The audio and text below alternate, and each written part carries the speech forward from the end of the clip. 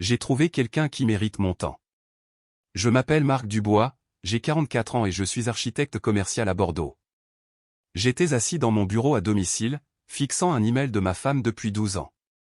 Claire était censée être dans une retraite de yoga à Bali. L'horodatage indiquait 23h22, son heure locale. J'ai transféré ton héritage sur mon compte personnel.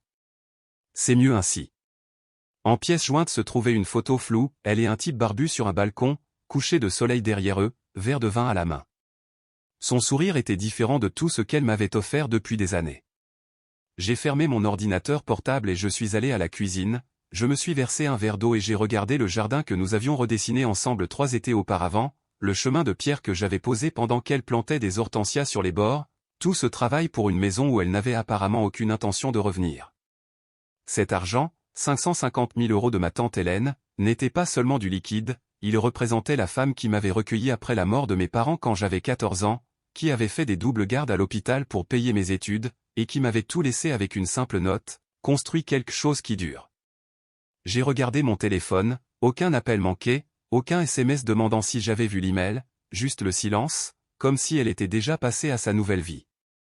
Les signes étaient là depuis des mois, les retraites de yoga de Claire étaient devenues plus fréquentes, 2 jours devenaient 4 jours, puis des excursions d'une semaine, son téléphone restait face contre table, ses mots de passe avaient changé, les conversations s'étaient raccourcies. Il y a 3 mois, elle avait posé des questions étranges sur l'héritage, où se trouvait exactement l'argent, quel compte, si nous devions diversifier les placements. J'avais hoché la tête, dit que j'y penserais. J'ai rouvert l'ordinateur, relu l'email, remarqué qu'elle n'avait même pas pris la peine de mettre une salutation ou mon nom, juste la déclaration et le vol. J'ai tapé 6 mots en réponse, merci de me l'avoir dit. Puis j'ai fermé l'ordinateur, fini mon eau et je suis allé me coucher. Demain serait une longue journée, mais assis seul dans ce grand lit, j'ai réalisé quelque chose qui aurait dû me déranger mais ne l'a pas fait, j'ai mieux dormi en sachant qu'elle ne rentrait pas. Ce que Claire ne savait pas, c'est que j'avais senti que quelque chose n'allait pas il y a des mois, l'héritage n'avait jamais été là où elle le pensait, et sa tentative de le prendre venait de me donner tout ce dont j'avais besoin. J'ai rencontré Claire il y a 15 ans lors d'une conférence à Lyon, elle lançait sa marque de bien-être, cherchait des architectes pour concevoir sa première boutique physique, j'avais 5 ans de carrière, avide de projets qui n'étaient pas seulement des immeubles de bureaux et des parkings. Nous nous sommes mariés en 3 ans, avons construit une vie à Bordeaux où mon cabinet avait son siège, acheté cette maison en pierre au Chartron avec la terrasse qu'elle avait toujours voulu. Pas d'enfant, son choix, l'entreprise est mon bébé, disait-elle, et je comprenais, mes bâtiments étaient les miens. Pendant 8 ans, les choses ont fonctionné, je concevais, elle bâtissait sa marque de produits bio et ses retraites bien-être, nous voyagions, nous organisions des dîners, nous présentions bien sur le papier et en personne. Puis ma tante Hélène est tombée malade, un cancer, rapide et impitoyable. J'ai pris un congé partiel de 6 mois pour m'occuper d'elle à Toulouse. Claire a visité 2 fois, les hôpitaux me dépriment, a-t-elle expliqué, je n'ai pas insisté. Quand Hélène est morte, elle m'a tout laissé, l'argent m'a surpris, je ne savais pas qu'elle avait investi si soigneusement au fil des ans. Claire semblait surprise aussi, soudainement intéressée par notre planification financière d'une manière qu'elle n'avait jamais été. Nous devrions le mettre dans l'expansion de l'entreprise, a-t-elle suggéré un soir au dîner, son entreprise, voulait-elle dire. Je dois réfléchir à ce qu'Hélène voudrait, ai-je dit. C'était la première fissure, petite mais visible. D'autres ont suivi. Claire a commencé à voyager davantage pour la recherche et les réunions avec les fournisseurs, ses appels devenaient plus courts, souvent avec des voix en arrière-plan qui se taisaient quand je demandais avec qui elle était. Notre voisin François est passé un après-midi alors que Claire était à une retraite d'équipe dans le Luberon. J'ai vu quelqu'un la déposer la semaine dernière, a-t-il mentionné avec désinvolture, tard, n'est-ce pas? Je pensais que tu étais en déplacement. Je l'étais, 3 jours de conférence à Paris. Je l'ai remercié pour le pain de campagne que sa femme avait envoyé, je n'ai pas posé de questions, je l'ai juste noté mentalement. Puis sont venus les changements de mots de passe, les applications bancaires verrouillées alors qu'elles ne l'avaient jamais été, les conversations sur les finances qui se terminaient brusquement quand je posais des questions précises. Un soir, je l'ai trouvée au téléphone dans le jardin, la voix basse, riant d'une manière dont elle ne riait plus avec moi. Juste Patricia du studio, a-t-elle dit en rentrant. Patricia, qui avait quitté l'entreprise 8 mois plus tôt. J'ai hoché la tête, je ne l'ai pas corrigée, j'ai juste regardé alors qu'elle se servait plus de vin et changeait de sujet. Les fondations se fissuraient sous nous, et un seul de nous était honnête à ce sujet. 2 semaines avant que Claire ne parte pour ce qui serait sa dernière retraite, le conseiller financier de mon cabinet a appelé. Quelqu'un a essayé d'accéder aux informations sur vos comptes de placement sous mandat, a dit Jérôme, en utilisant vos informations personnelles, mais sans passer les protocoles de sécurité. Quel compte, ai-je demandé, bien que je le sache déjà. Les fonds de l'héritage. Ils ont essayé d'utiliser votre date de naissance et d'autres identifiants mais n'ont pas pu répondre aux questions de sécurité renforcées. Je l'ai remercié, raccroché et je suis resté assis à mon bureau pendant un long moment. Ce soir-là, Claire a demandé si nous pouvions simplifier nos comptes. C'est bête d'avoir tant d'identifiants et de mots de passe séparés, a-t-elle dit sans croiser mon regard, on devrait tout consolider. Tu as probablement raison, ai-je dit, j'en parlerai à Jérôme. Le lendemain, j'ai conduit jusqu'à Toulouse, rencontré maître Valérie Leroux, l'avocate de ma tante depuis 20 ans et maintenant la mienne. J'ai expliqué mes inquiétudes sans émotion ni accusation, juste des faits. Votre tante a été sage de suggérer la structure de patrimoine propre sous le régime de la séparation de biens, a dit Valérie après que j'ai fini, l'argent est protégé quoi qu'il arrive dans votre mariage, et si quelqu'un essayait de déplacer ses fonds sans autorisation. L'expression de Valérie s'est durcie. Ce serait une tentative de fraude financière et d'abus de confiance avec des conséquences juridiques claires. J'ai hoché la tête. Documentons tout, et je veux mettre en place un système de surveillance qui nous alerte de toute tentative d'accès, de déplacement ou de modification liée à ces placements. Quand je suis rentré, Claire avait fait ses valises pour sa retraite. Elle m'a embrassé brièvement avant de partir, déjà distante. Je pourrais prolonger celle-ci, a-t-elle dit à la porte, vraiment plonger profondément dans la pratique. J'ai aidé à charger ses sacs dans sa voiture, je l'ai regardé s'éloigner, je suis retourné à l'intérieur et j'ai ouvert mon ordinateur portable. Je n'ai pas fouillé dans ses emails ou ses SMS, je n'ai pas appelé ses amis ni vérifié sa localisation. J'ai simplement ouvert notre stockage cloud partagé où nous gardions les documents ménagers dans un dossier intitulé ID Rénovation Maison, un projet dont nous avions discuté pour cette année. J'ai trouvé ce que je cherchais, des documents qu'elle avait oublié de déplacer ou de supprimer, des captures d'écran de mes comptes, des copies de relevés, des notes sur les protocoles de virement, une photo d'un tableau blanc avec des chiffres, le montant de mon héritage moins 20% avec la note, frais de transfert explication. Elle planifiait cela depuis des mois. J'ai fermé le dossier, marché dans notre maison avec ses meubles et ses œuvres d'art soigneusement choisies qui racontaient l'histoire de qui nous prétendions être, et j'ai senti un calme étrange m'envahir. La trahison n'était pas choquante. Ce qui m'a surpris, c'était ma propre réponse, pas de rage ou de chagrin, mais de la clarté.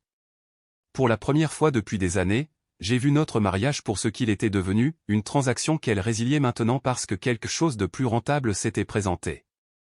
J'ai dormi dans la chambre d'amis cette nuit-là, commencé à passer des appels le lendemain matin. Au moment où son email est arrivé 5 jours plus tard, j'avais déjà tout mis en mouvement. Après avoir reçu l'email de Claire, j'ai attendu exactement 24 heures avant de faire mon premier mouvement.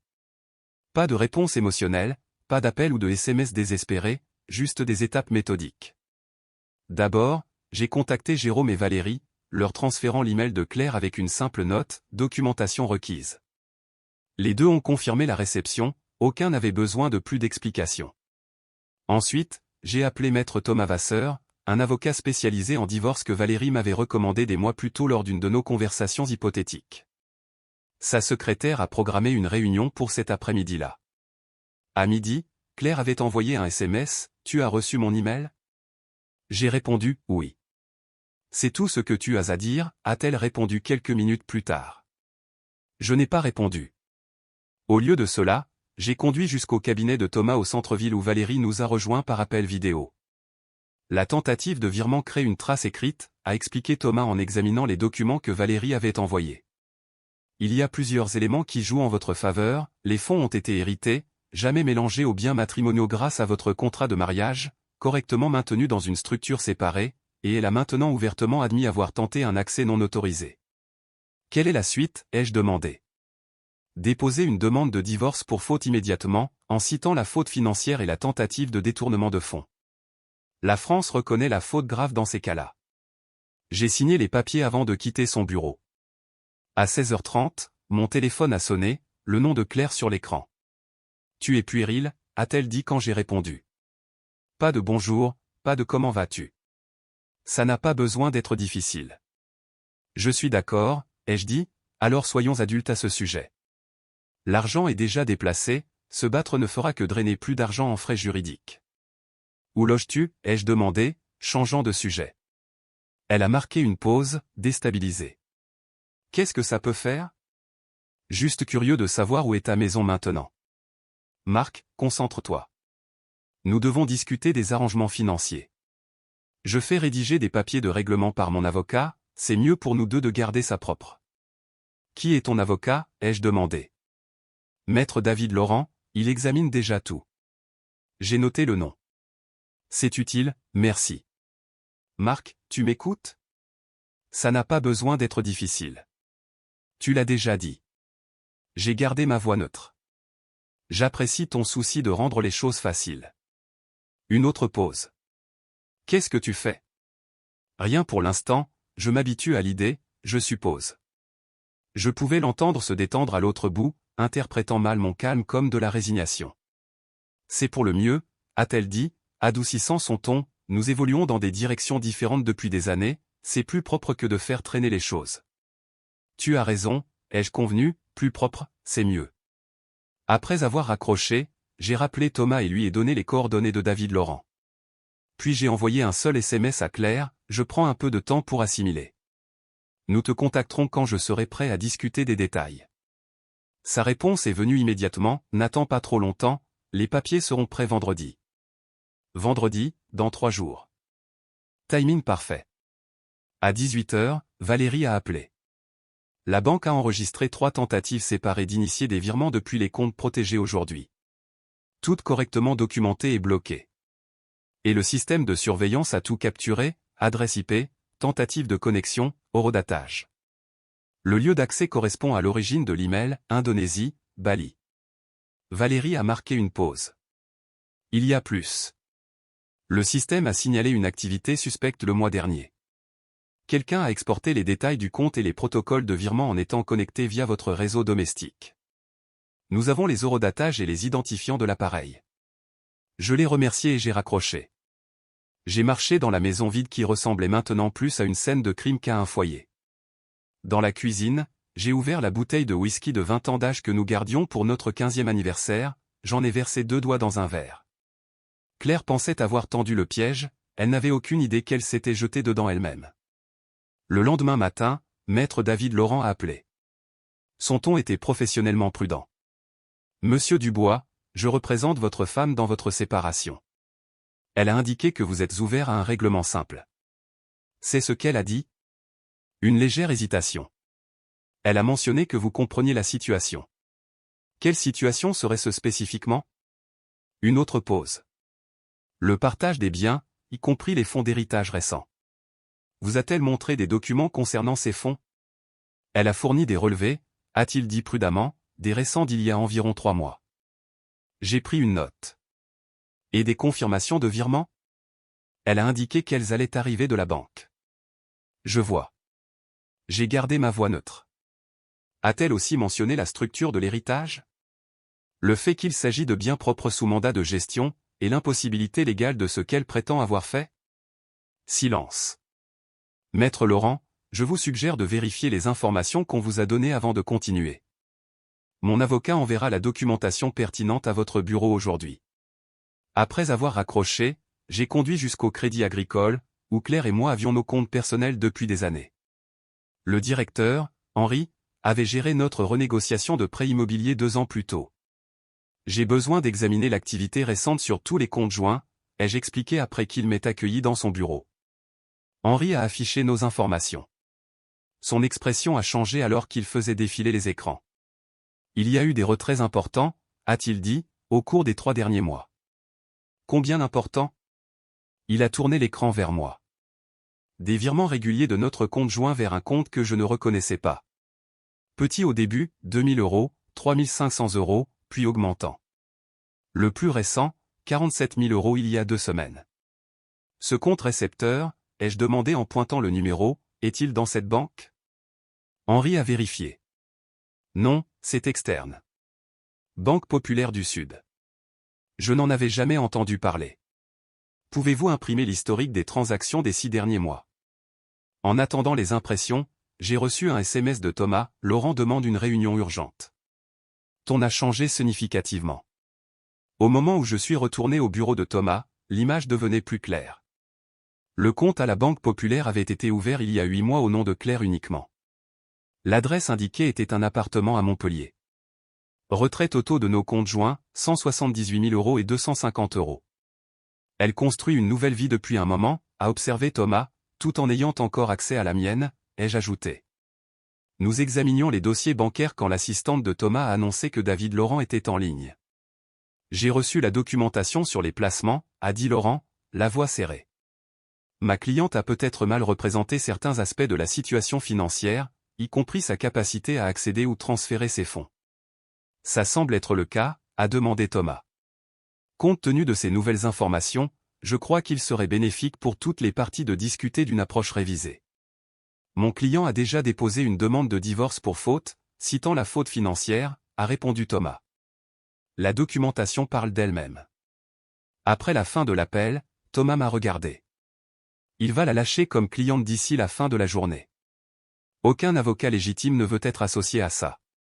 Qu'en est-il de l'argent qu'elle a réellement pris sur les comptes joints? Nous l'inclurons dans le dossier. Documentons tout. Laissons-la expliquer à un juge pourquoi elle a établi une résidence cachée et drainé systématiquement les biens matrimoniaux. J'ai hoché la tête, me sentant étrangement vide. La trahison était plus profonde que je ne l'avais imaginé. Ce n'était pas impulsif, c'était calculé, planifié pendant des mois alors qu'elle dormait à côté de moi, mangeait en face de moi, faisait des projets avec moi. Il y a encore une chose, ai-je dit, j'ai besoin de savoir qui il est. Pas pour une confrontation, pas même pour la procédure de divorce. J'ai juste besoin de comprendre l'ampleur de ce que j'ai manqué pendant que je construisais ce que je pensais être une vie ensemble. Thomas a hoché la tête. Je vais mettre quelqu'un là-dessus. Ce soir-là, ma sonnette a retenti. J'ai ouvert pour trouver un coursier tenant une enveloppe. Livraison pour Marc Dubois, a-t-il dit. À l'intérieur se trouvait une lettre de maître David Laurent se retirant formellement comme représentant légal de Claire, avec des copies envoyées à la fois à Claire et au tribunal. Attachée était une note de Thomas, premier domino. Mon téléphone s'est allumé quelques minutes plus tard, Claire appelait. J'ai laissé aller sur la messagerie. Elle a appelé 3 fois de plus avant d'envoyer un SMS, « Qu'est-ce que tu as fait ?» Je n'ai pas répondu. En mangeant un sandwich au comptoir de la cuisine, j'ai reçu un email de Valérie avec un objet qui disait simplement « mise à jour ». La banque avait terminé son enquête sur les tentatives d'accès. Ils ont documenté de multiples tentatives non autorisées sur 3 mois, toutes capturées dans des journaux détaillés avec adresse IP et horodatage. Le rapport était joint avec la confirmation qu'ils avaient référé l'affaire à leur service juridique pour une éventuelle enquête pénale.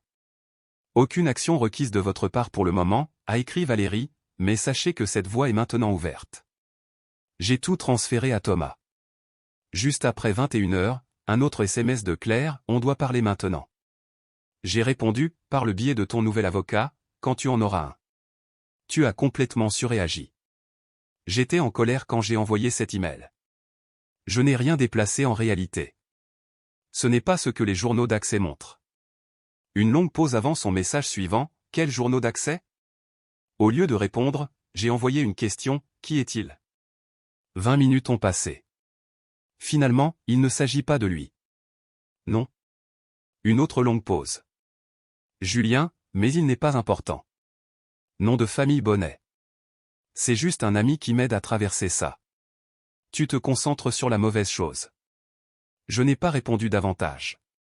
Au lieu de cela, j'ai cherché le nom, trouvé un Julien Bonnet qui enseignait dans un studio de yoga à Montpellier, ancien courtier en investissement selon son profil LinkedIn, avait quitté le secteur financier il y a 3 ans pour poursuivre des connexions plus significatives. Le lendemain matin, j'ai rencontré François, notre voisin. Le type que tu as vu déposer Claire, ai-je commencé, le reconnaîtrais-tu encore?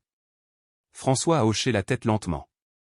Un grand gars, barbe, conduit une Tesla grise. Je lui ai montré la photo de l'email de Claire. C'est lui? Il a plissé les yeux sur l'image. Ouais, c'est le gars. Il était ici peut-être 5, 6 fois pendant que tu étais en déplacement. Je l'ai remercié, demandé s'il serait prêt à fournir une attestation. Il a accepté sans hésitation. À 11 h, Thomas a appelé. On a une complication. Claire a engagé maître Philippe Barret. Barret avait une réputation pour les litiges de divorce agressifs. Cher mais efficace. Il a demandé une audience d'urgence pour contester la réclamation de faute financière, a continué Thomas. Il dit que sa cliente a des preuves que toutes les décisions financières ont été discutées et convenues. Quand est l'audience? Lundi matin. 3 jours. J'ai pensé à l'appartement à Montpellier, le compte à la Banque Populaire, l'homme nommé Julien qui avait été dans ma maison pendant que j'étais absent. Donnons à Barret de quoi réfléchir, ai-je dit. Cet après-midi-là, Thomas a fait livrer un paquet au bureau de Barret contenant des copies de tout, les journaux d'accès au placement, les relevés bancaires montrant les retraits systématiques, le bail de l'appartement à Montpellier, l'attestation notariée de François sur les visites de Julien, et des captures d'écran du dossier ID Rénovation Maison de Claire montrant ses notes sur la façon d'accéder à mes comptes. À 17 h, Thomas a reçu un appel de Barret demandant une réunion urgente pour discuter des options de règlement. Il en a vu assez, m'a dit Thomas après. Il a offert une séparation nette, elle garde ce qu'elle a déjà pris, ne fait aucune autre réclamation. Tu gardes tout le reste, y compris la maison et l'héritage complet. Contre-proposition, ai-je dit. Elle rend la moitié de ce qu'elle a pris sur les comptes joints, et signe un accord de confidentialité. Je ne poursuis pas pour fraude et escroquerie. Thomas a haussé un sourcil. Tu pourrais avoir plus. Je ne veux pas plus. Je veux que ce soit fini. Le matin de ce qui aurait dû être notre audience d'urgence, Claire et son avocat sont arrivés au palais de justice pour trouver Thomas attendant avec un accord de règlement déjà préparé. Pas de Barret tonitruant, pas de juge, pas de spectacle public. J'ai attendu dans la salle de consultation pendant que Thomas expliquait les termes. Claire transférerait 89 275 €, la moitié de l'argent pris sur les comptes joints, sous 24 heures. Elle ne ferait aucune réclamation sur l'héritage ou tout autre actif. Elle signerait un accord de confidentialité l'empêchant de discuter de notre mariage ou divorce avec quiconque. En échange, je ne poursuivrai aucune charge pour tentative d'escroquerie ou vol lié aux fonds protégés. À travers les murs de verre, j'ai vu son visage alors que Thomas remettait le dossier de preuves, photographies, relevés, journaux de compte. Son expression est passée du défi au choc, puis à quelque chose comme la défaite. Elle a jeté un coup d'œil vers la pièce où j'étais assis, puis a rapidement détourné le regard. Barret a tout examiné, se penchant prêt pour chuchoter à son oreille. Elle a hoché la tête lentement. 10 minutes plus tard, ils sont entrés dans la pièce. Ma cliente accepte les termes, a déclaré Barret formellement. Thomas a glissé l'accord sur la table. Claire a signé sans le lire, son écriture tremblante mais déterminée. J'ai signé ma partie, puis j'ai glissé une enveloppe séparée vers elle. Qu'est-ce que c'est, a-t-elle demandé, les premiers mots qu'elle avait prononcés. Les mots de passe, ai-je dit. Pour le stockage cloud, l'alarme de la maison, tout ce dont tu pourrais avoir besoin pour récupérer ce que tu as laissé derrière. Ses yeux ont finalement rencontré les miens, cherchant de la colère ou du triomphe. Ne trouvant ni l'un ni l'autre, elle avait l'air plus perdue que je ne l'avais jamais vue. Ce n'était jamais une question d'argent, ai-je dit doucement. Ça aurait été plus simple. Barret lui a touché le coude, la guidant pour se lever. Elle a serré l'enveloppe alors qu'il partait, sans jamais regarder en arrière. 6 mois plus tard, j'ai vendu la maison au Chartron. Trop de pièces vides, trop de souvenirs à repeindre. Les nouveaux propriétaires, une jeune famille avec des jumeaux, aimaient la terrasse et les hortensias le long du chemin de pierre. J'ai déménagé dans un loft au centre-ville, à distance de marche du bureau de mon cabinet, acheté moins de meubles, gardé moins de choses. Valérie m'a aidé à restructurer l'héritage de ma tante en une fondation soutenant des bourses d'architecture pour des jeunes ayant perdu leurs parents. Sa première bénéficiaire était une jeune fille de 17 ans du Périgord dont la dissertation sur la conception d'espaces qui guérissent a résonné avec le comité de sélection. Hélène l'aurait adoré, a dit Valérie quand nous avons remis la bourse. J'ai souvent pensé à ma tante, sa sagesse pratique, son insistance sur le fait que créer quelque chose qui en vaut la peine exigeait autant de vision que de vigilance. Un après-midi, en récupérant le courrier dans le hall de mon immeuble, j'ai trouvé une enveloppe sans adresse de retour. À l'intérieur se trouvait un chèque d'exactement 8 927,50 € et une brève note, le reste de ce que je devais. Pas juste l'argent, pas de signature, aucune n'était nécessaire. Ce soir-là, j'ai marché jusqu'au quai de la Garonne où Claire et moi avions autrefois parlé d'ouvrir une entreprise commune, un espace bien-être que je concevrais et qu'elle gérerait, un rêve qui était mort bien avant notre mariage. Je me suis assis sur un banc en regardant les bateaux passer, le chèque toujours dans ma poche. Demain, je le déposerai sur le compte de la fondation. Une autre bourse. Une autre chance de construire quelque chose qui pourrait durer. Mon téléphone a vibré avec un SMS de Jérôme, dîner toujours OK pour 19 h? J'amène cet architecte dont je t'ai parlé. J'ai regardé ma montre. Juste assez de temps pour rentrer, me changer et aller au restaurant. Juste assez de temps pour décider de dire oui à ce qui viendrait ensuite. En chemin, j'ai répondu et je me suis levé pour faire face à la soirée. Parfois, la réponse la plus forte à la trahison n'est pas la vengeance. C'est la reconstruction.